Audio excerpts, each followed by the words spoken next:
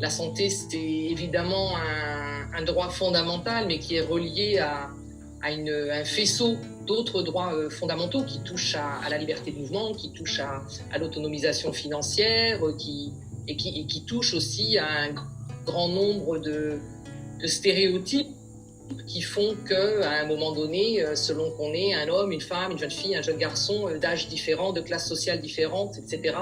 eh bien, notre accès à la santé est perturbé, sinon discriminé. On se rend compte très très rapidement que les stéréotypes de genre influencent non seulement les pratiques médicales,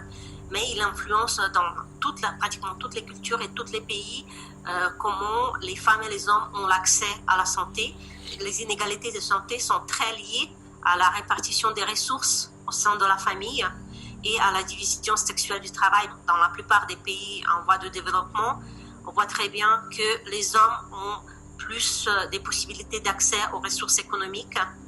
et tandis que les femmes, notamment les femmes mariées, sont soumises à l'autorisation de leur mari pour pouvoir accéder aux services de santé, ce qui peut aussi résulter dans des cas, dans l'augmentation de la mortalité maternelle, par exemple, pendant les accouchements.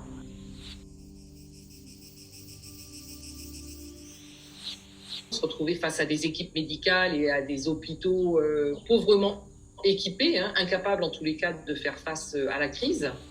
On s'est retrouvé face à, par exemple, toutes les femmes qui travaillent dans le secteur informel et qui déjà ont une activité économique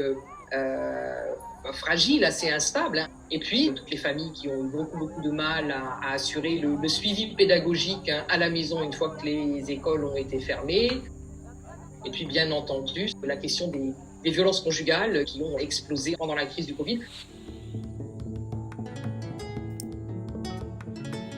Les mesures de promotion, de prévention, c'est là où effectivement on avait vu une participation citoyenne assez importante. À travers des pratiques toutes simples, essayer d'aller trouver de l'eau à amener dans les postes de santé parce qu'il fallait se laver les mains, donc il fallait mettre l'accent sur l'hygiène. Aller faire la sensibilisation au niveau des populations en faisant des porte-à-porte ou bien des radios donc communautaires pour discuter avec les gens, pour dire que faites attention, il y a une maladie qui est là, mortelle, qui n'épargne aucune société. On a dans le cours des gens qui sont dans des ministères de la Santé, on a des personnes qui travaillent dans des associations, qui travaillent dans des ONG, on a des personnes qui sont elles-mêmes,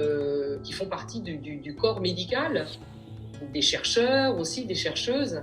Et donc l'idée pour toutes ces personnes, effectivement, c'est de travailler avec elles pour qu'elles abordent la question de la santé et du genre avec une nouvelle lunette, avec un nouveau prisme, avec un nouveau regard,